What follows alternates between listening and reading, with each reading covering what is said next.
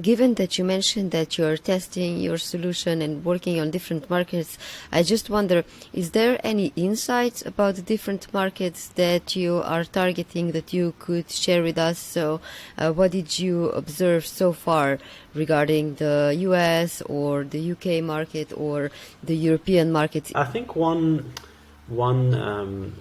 really important insight from working in this sector now for a couple of years is that when it is, so let's say, to simplify, the disease in a way is similar or basically the same everywhere, right?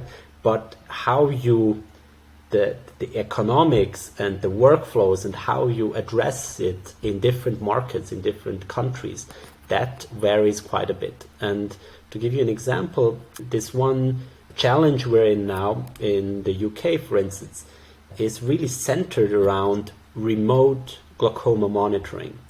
And that has its roots in how the health system in the UK is structured, right? And they have a big backlog of patients that, for instance, cannot get their eyes tested properly. And the idea is to basically devise now a new way to test them without actually having them to come into the clinic, right?